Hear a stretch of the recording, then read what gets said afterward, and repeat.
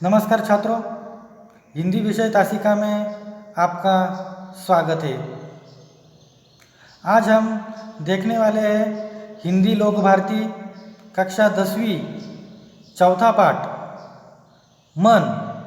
यह पूरक पठन है, मतलब पद्य के तौर पर यहाँ कवि विकास परिहार जी ने इन्हें चित्रित किया है। तो देखिए, मन पूरक पठन पद्य के तौर पर यहाँ कवि विकास परिहार जी ने इनके बारे में, मन के बारे में, अपना मन कैसा रहना चाहिए अनुकूल स्थिति में, प्रतिकूल स्थिति में तथा आफत भरी स्थिति में, मतलब जीवन का जो कुछ दायरा है वह सकारात्मक कैसे बनाए रखना है, इसके आधार पर मन इस पूरक पठन पद्य के जरिए विकास परिहार जी ने यहाँ वर्णन किया है। तो देखिए, यह पद्य संबंधी यह एक हाइकू है। हाइकू यह जापान की लोकप्रिय काव्य विधा है, मतलब जापान से यह काव्य की विधा यहाँ प्रस्तुत की है। हाइकू विश्व की सबसे छोटी कविता कही जाती है। सबसे छोटी कैसी, मैं आपको बताना चाहता हूँ। देखिए कि हाइकू यह जो कुछ कविता है इसमें 5 + 7 + 5 = 17 ऐसे वर्ण है। कैसे? तो देखिए, यहाँ ध्यान दीजिए, ऊपर घना अंधेरा। अब देखिए, घ एक अक्षर, न दूसरा अक्षर, इसके बाद में अन तीसरा अक्षर, ध चौथा अक्षर और र पांचवा अक्षर। ये हुए 5। मात्रा को छोड़ दीजिए, लेकिन जो कुछ वर्ण है, अक्षर है, यह हुए पहली पंक्ति में 5। अब देखिए दूसरी पंक्ति में चमकता प्रकाश, इसमें 7 वर्ण है।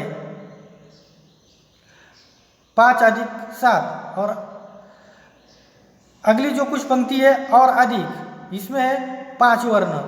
मतलब 5 + 7 + 5 = 17 ऐसे ढांचे में इसे लिखा गया है। इसलिए इसे सबसे छोटी कविता कही जाती है।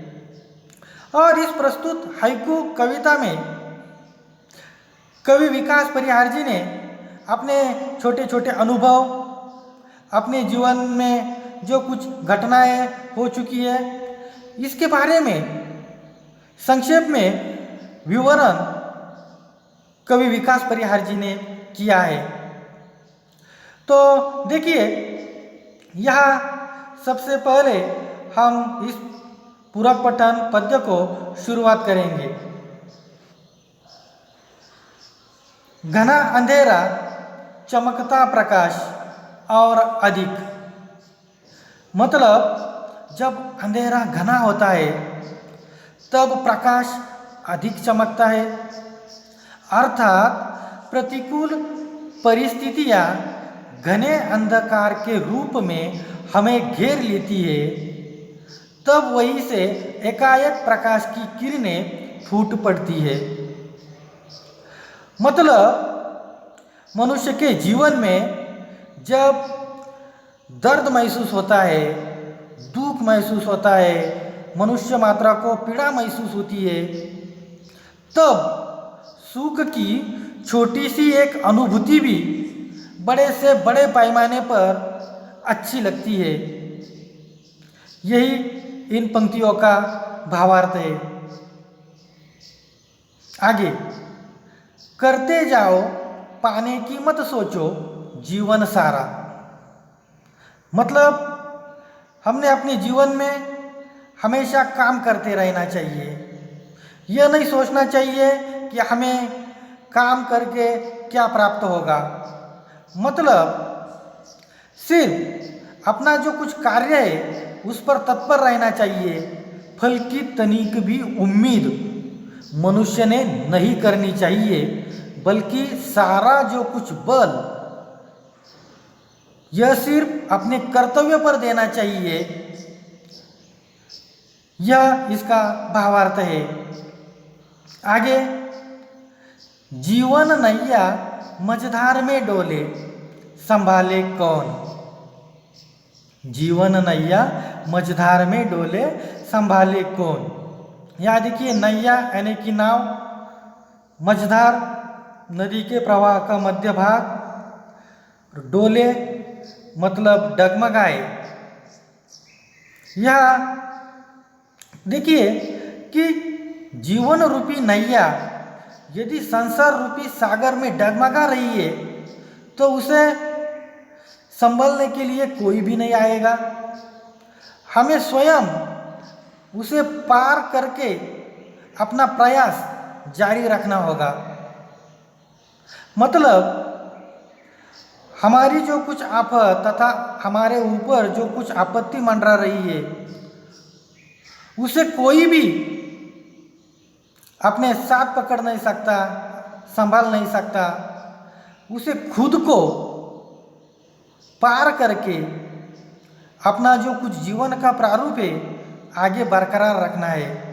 मतलब खुद का जो कुछ बोझ है खुद को ही उठाना पड़ेगा, दूसरा कोई उठाएगा भी नहीं और ढोने की बात भी अलग ही है।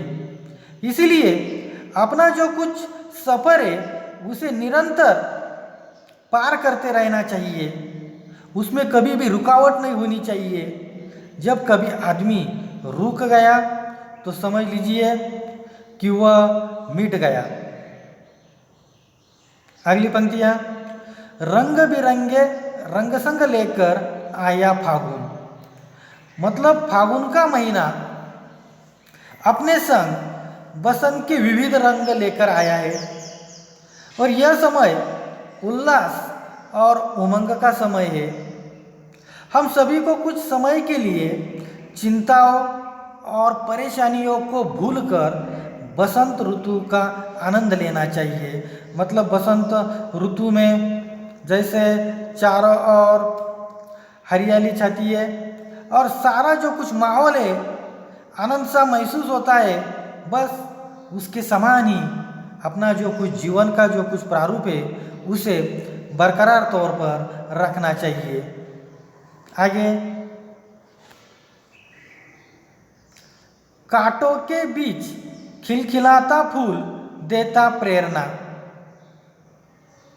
यह कवि विकास परिहार जी कहना चाहते हैं कि आप पर कितनी भी आफत आ जाए तो भी खिलखिलाते रहना चाहिए। किसके समान? फूल के समान। जैसे गुलाब का जो कुछ फूल है वह कांटों के बीच में रहता है लेकिन फिर भी खिलखिलाता हुआ दिखाई देता है और मनुष्य मात्रा को यह ऐसी प्रेरणा देता है कि देखिए मैं कैसे यहाँ प्रतिकूल स्थिति में रहकर भी अनुकूल स्थिति बनाकर मैं खिलखिलाता हुआ आपके सामने रहता हूँ। और उस तरीके से मनुष्य मात्रा ने भी अपना जीवन का जो कुछ दायरा है गुलाब के फूल के समान उसे रखना है। आगे, भीतरी कुंठा आंखों के द्वार से आई बाहर। मतलब यह देखिए, कुंठा मतलब घोर ऐसी निराशा, द्वार मतलब रास्ता। तो देखिए, जब नेत्रों से अश्रु बहते हैं, जब नेत्रों से अश्रु बहते हैं तो यह मानना चाहिए कि मन की जो कुछ कुंठा है, मन की जो कुछ घोर निराशा है वह आंसुओं के जरिए बाहर आई है। मतलब पूरा दुख, दर्द, पीड़ा आंसू के जरिए बाहर जा चुकी है और उसमें आनंद का जो कुछ माहौल है उसे बरकरार तौर पर रखना चाहिए। अब देखिए अगली पंक्ति, खारे जल से धुल गए विषाद मन पावन। खारे मतलब नमकीन, विषाद मतलब अभिलाषा पूरी न होने पर मन में होने वाला खेद या दुख। जब नेत्रों से अश्रु बहते हैं तो यह समझना चाहिए कि आंसुओं के खारे जल के साथ मन का संपूर्ण विषाद, मतलब जो कुछ दुख है वह धुल गया है और मन पहले के समान पावन हो गया है। मतलब यहाँ जो कुछ अश्रु है, यह अश्रु खारे जल के साथ, आंसू के साथ वह पावन हो चुके, ऐसा समझना चाहिए, न ही उसमें दुख भरा माहौल प्रकट करना चाहिए। आगे, मृत्यु को जीना जीवन विष पीना है जिजीविषा। अब देखिए, विष यानी कि जहर और जिजीविषा मतलब जीने की इच्छा।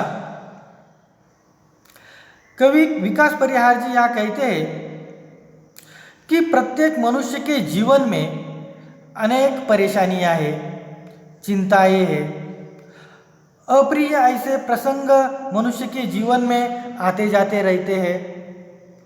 तो फिर ऐसे में जीवन रूपी संग्राम में डटे रहना हमारी जिजीविषा मतलब जीने की इच्छा का प्रमाण है। कितनी भी आफत आए तो भी हमने उसका डटकर मुकाबला करके नई उमंग से जीना ही जीवन कहा जाता है। ये विकास परिहार जी ने इन पंक्तियों के द्वारा कहा है। आगे, मन की पीड़ा छाई बन बादल बरसी आंखें। अब देखिए, पीड़ा मतलब तकलीफ, बन मतलब बनकर। या कवि विकास परिहार जी कहना चाहते हैं कि जब आकाश में बादल बहुत घने होते हैं तभी वर्षा होती है। उसी प्रकार जब मन की पीड़ा बहुत गहरी हो जाती है तो वह बादल बनकर आंसुओं के रूप में बरसने लगती है। मतलब बिना बादल छाए बगैर बारिश नहीं हो सकती, पानी की बूंदें नीचे गिर नहीं सकती। बस उसी तरह मन में जब कभी पीड़ा महसूस हुई तो ऐसा समझ लेना चाहिए कि वह बादल बनकर आंसुओं के रूप में बरसने लगी, तो उसे सही तौर पर मानना चाहिए। आगे, चलती साथ पटरियां रेल की फिर भी मौन। मतलब रेल की पटरियां अनंत काल से साथ चल रही है परंतु वे सदा मौन रहती है, एक दूसरों से कभी भी बात करती हुई नहीं दिखाई देती। मौन मतलब खामोश। और यह पटरियाँ बिल्कुल साथ साथ रहती है लेकिन आपस में कभी भी बातचीत नहीं करती, बस उसके समान ही अपना जीवन का जो कुछ प्रारूप है उसे जारी रखना चाहिए। आगे, सितारे छिपे बादलों की ओट में सुना आकाश। ओट मतलब आड़।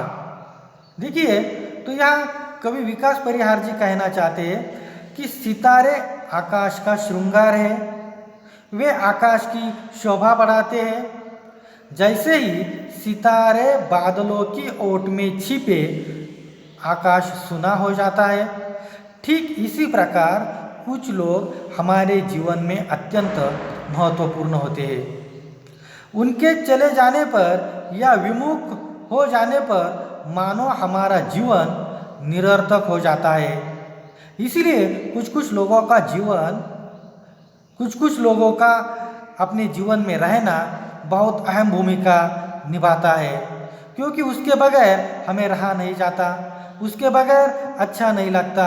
इसीलिए उन लोगों की बेहद ज़रूरी होती है जो लोग अच्छे तौर पर साबित होते हुए दिखाई देते हैं। आगे, तुमने दिए जिन गीतों को स्वर हुए अमर। कवि के अंदर यह अनोखी सामर्थ्य होती है, वह जिन गीतों को स्वर देता है वे अमर हो जाते हैं। इसी प्रकार कवि अपनी रचनाओं के द्वारा समाज में परिवर्तन ला सकता है। कहा जाता है कि जो न देखे रवि वो देखे कवि। मतलब कवि बहुत सारा कुछ देख सकता है और कवि के पास अनोखी ऐसी ताकत होती है, वह जिन गीतों को स्वर देता है वे स्वर पूरे अमर बन जाते हैं, उसे कोई भी बाधा नहीं पहुंचा सकता। इसीलिए समाज में परिवर्तन लाने की ताकत सिर्फ कवि में है। इसलिए कवि का जो कुछ गीतों का जो कुछ स्वर है ये निश्चित तौर पर अमर है। आगे कवि कहते हैं, सागर में भी रहकर मछली प्यासी ही रही। सागर में अथाह जलराशि होती है, परंतु खारा पानी होने के कारण वह जलराशि पीने के योग्य नहीं होती। उसी प्रकार कोई व्यक्ति कितना भी बड़ा या धनवान क्यों न हो, यदि वह किसी जरूरतमंद के काम नहीं आ सकता तो उसके बड़प्पन का कोई भी एक अर्थ नहीं है। इसलिए कवि विकास परिहार जी इन पंक्तियों के जरिए यह कहना चाहते हैं कि जिस तरह मछली सागर में रहती है लेकिन फिर भी वह प्यासी रहती है, अपनी प्यास पानी से नहीं बुझा सकती। क्यों? क्योंकि पानी खारा होने के कारण। उस तरह किसी एक व्यक्ति के पास कितना भी धन हुआ हो, लेकिन जब उन्होंने किसी को दान धर्म नहीं किया, किसी की मदद नहीं की, तो उसका कोई भी एक अर्थ प्राप्त नहीं हो सकता। इस तौर पर कवि विकास परिहार जी ने मन इस पूरक पठन पद्य के जरिए अपना मन कैसा रहना चाहिए, बड़प्पन कैसा रखना चाहिए, इसके बारे में इस प्रकार जानकारी दी गई है। छात्रों, आज के लिए बस इतना ही। अगली तासिका में मैं फिर हाजिर रहूँगा। तब तक धन्यवाद।